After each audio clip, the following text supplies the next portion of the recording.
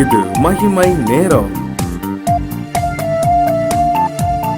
கிறிஸ்துவுக்குள் பிரியமான மகிமை தொலைக்காட்சி நேயர்களை இந்த மகிமை நேரம் நிகழ்ச்சியில சந்திப்பதில் மிக்க மகிழ்ச்சி அடைகிறேன். ஆம் பிரியமானவர்களே, நிச்சயமாக இந்த நிகழ்ச்சி நம்முடைய ஆவிக்குரிய வாழ்விற்கு பிரயோஜனமாக இருக்கும் என்று சொல்லி கர்த்தருக்குள் நான் விசுவாசிக்கிறேன். உங்கள் ஒவ்வொருவரையும் இந்த நிகழ்ச்சிக்கு நான் வாழ்த்துகிறேன், வரவேற்றுக் கொள்கிறேன்.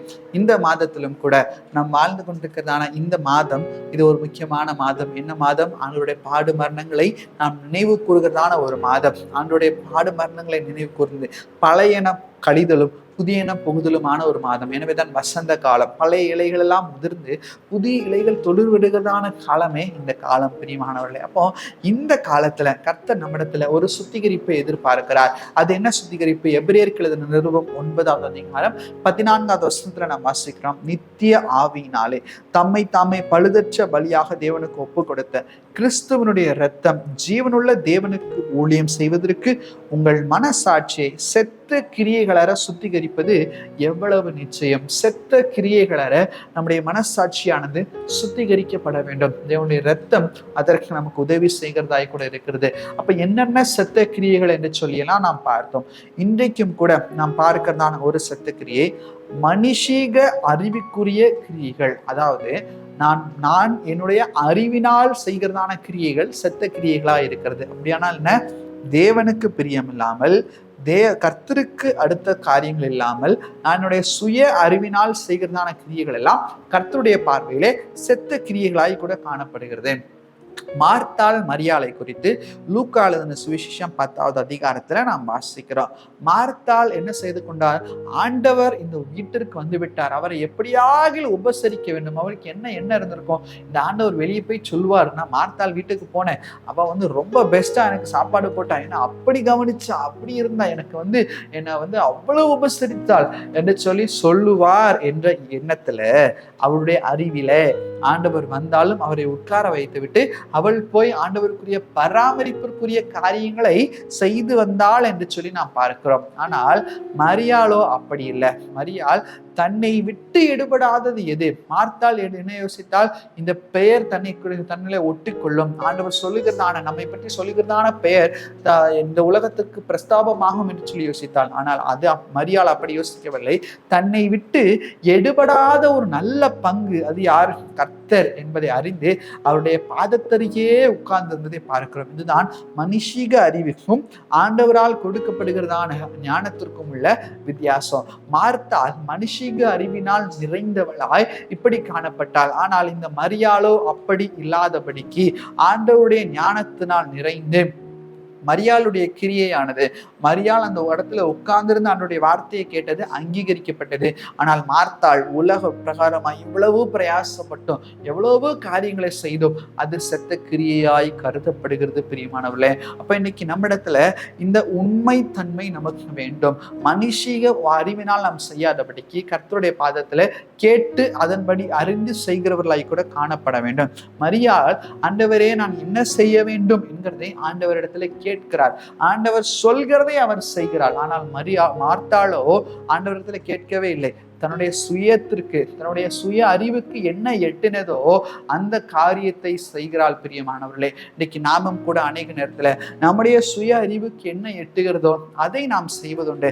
ஆனால் ஆண்டவரிடத்துல கேட்டு இதை நான் செய்யலாமா ஆண்டவரே, இது உமக்கு பிரியமானதா, இது உம்முடைய சித்தத்தின்படியானதா என்பதை என்னால் யோசிக்காமல் நாம் செய்து கொண்டிருக்கிறோம். ஆண்டவர் இதிலே பிரியப்பட மாட்டான். நம்ம எல்லாருக்கும் தெரிந்ததான ரொம்ப பிரதிபலனான ஒரு சம்பவம் இருக்கிறது. ஆபிரகாம் குறித்து நமக்கு தெரியும். ஆபிரகாம் சாராள் 2 பேருக்கும் என்ன இல்லை? குழந்தை இல்லவே இல்லை. ஆனால் அந்த சமயத்துல என்ன நடக்கிறது? இந்த சாராள் தன்னுடைய சுயத்துல தன்னுடைய அறிவுல ஒரு காரியத்தை யோசிக்கிறாள். யோசித்ததுனால என்ன நடக்கிறது? சாரனுடைய அந்த அடிமை பெண்ணாகிய ஆகார் ஆபிரகாமோடு சேர்க்கப்படுகிறாள். ஒரு சந்ததி உருவாகிறது. இஸ்மவேல் என்கிற சந்ததியே உருவாகிறது என்று சொல்லி நாம் பார்க்கிறோம். ஏன்? சுய அறிவினால் செய்ததான ஒரு பாவம், சுய அறிவினால் செய்ததான ஒரு துரிச்சை, இதனால ஒரு சந்ததி உருவாகிறதை நாம் பார்க்கிறோம். ஆனால் கர்த்தருடைய சித்தம் என்னவா இருந்தது? 100 வயது வரைக்கும் ஆபிரகாம் காத்திருக்க வேண்டும். 100வது வயதுல ஒரு காரியத்தை கொடுக்க வேண்டும். அப்போது அதற்கு பின்னான மகிமை என்ன மகிமை?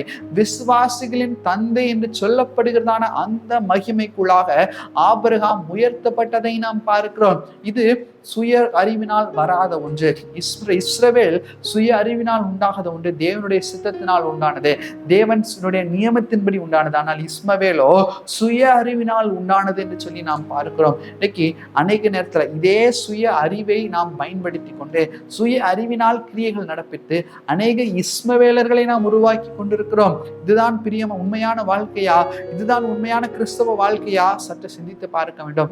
மனுஷீக அறிவினால் நாம் கிரியை நடப்பிக்காமல் தேவன் நமக்கு தந்ததான அந்த ஞானத்தினால் தேவனிடத்துல கேட்டு அவருக்கு எது சித்தமோ, அவருக்கு எது பிரியமோ அந்த காரியத்தை நாம் செய்வோம் என்று சொன்னால் அதுதான் உண்மையான கிரியை, அதுதான் உயிருள்ள கிரியை. இல்லை என்றால் மனுஷீக அறிவு ஒருவேளை படிக்க போறீங்களா, இது ஆண்டவருக்கு பிரியமான சப்ஜெக்டா, இது ஆண்டவர், இதுதான் ஆண்டவர் எனக்கு வந்து வைத்திருக்கிறாரா என்கிறதான எண்ணத்துல ஆண்டவரிடத்துல கேட்டு நாம் செய்தால் உண்மையாகவே அது உயிருள்ள கிரியை. இல்லை எனக்கு இது என் ஃப்ரெண்டு இதுக்கு போறாங்க, என் நண்பர்கள் எல்லாம் இதுக்கு போறாங்க, அதனால நானும் இதற்கு போகிறேன் என்று சொல்லி போகும்போது அது உயிரற்ற கிரியை. இன்னைக்கு எந்த கிரியை நாம் செய்து கொண்டிருக்கிறோம்? மனுஷீக அறிவினால் செய்கிறதான உயிரற்ற கிரியையா? இல்லை, தேவனுடைய பாதத்துல அமர்ந்து கேட்டு செய்கிறதான உயிருள்ள கிரியையா? யோசித்து பாருங்க. இந்த செத்த கிரியை, மனுஷீக அறிவினால் ஏற்படுத்தக்கூடியதான செத்த கிரியை நம்மிடத்திலிருந்து எடுத்து போட வேண்டும் என்று சொல்லிதான் கர்த்தர் எதிர்பார்க்கிறார். இயேசு கிறிஸ்துவை இதற்கு ஒரு சிறந்த அடையாளம் பாருங்கள். யோவான் 5வது அதிகாரம் 30வது வசனத்துல கூட நாம் வாசிக்கிறோம், நான் என் சுயமாய் ஒன்றையும் செய்கிறதில்லை, நான் கேட்கிறபடியே நியாயந்திருக்கிறேன், எனக்கு சித்தமானதை நான் தேடாமல் என்னை அனுப்பின பிதாவின் சித்தத்தையே நான் தேடுகிறபடியால் என் தீர்ப்பு நீதியா இருக்கிறது. இன்னைக்கு நம்முடைய காரியம் நீதியா இருக்கணுமா? என்ன செய்ய வேண்டும்? நம்மை உண்டாக்கின அவரிடத்துல கேட்க வேண்டும். பாருங்க, இயேசு கிறிஸ்துவே பிதாவின் சித்தத்தின்படி சுயமாய் மாம்சீகத்துல இருந்த அவர் மாம்ச சிந்தையில ஒன்றுமே செய்யவில்லை. அவருக்கு 2 விதமான தன்மை உண்டு, மனுஷிக தன்மை, தெய்வீக தன்மை. அவர் மனுஷிக தன்மையில் இருக்கும் போது அவர் மனுஷிகத்தின் மூலமா ஏற்படுத்துகிறதான ஒரு முடிவுக்கும் அவர் செவி சாய்க்கவே இல்லை. ஆனால் தேவனோடு கூட ஐக்கியம் கொண்டது நிமித்தமா தேவனிடத்துல இருந்து என்ன கட்டளை வருகிறதோ அந்த கட்டளைக்கு கீழ்ப்படிந்து நடக்கிறவராய் கூட காணப்பட்டார். பிரியமானவர்களே, இன்னைக்கு நம்முடைய வாழ்க்கையிலும் கூட இதே போல சுய அறிவுக்கு நம்முடைய செவியை சாய்க்காதபடிக்கு ஆண்டவரிடத்துல ஒப்புரவு வாங்கி அப்புறம் ஆண்டவரிடத்துல ஒப்புதல் பெற்று அந்த காரியத்தை செய்வோமானால் அது ஜெயமாய் மாறும். அது உண்மையான கிரியை.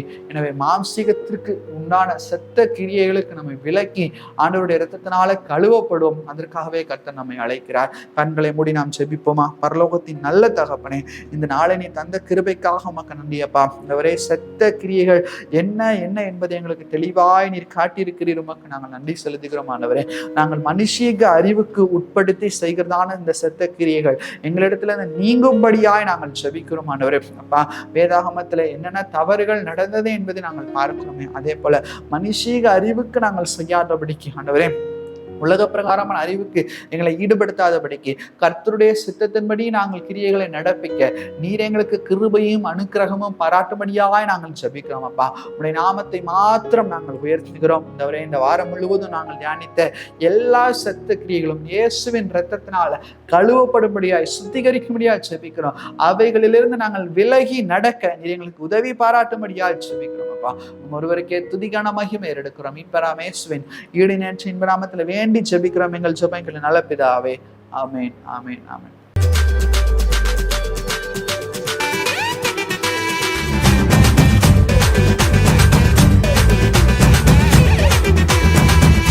மகிமை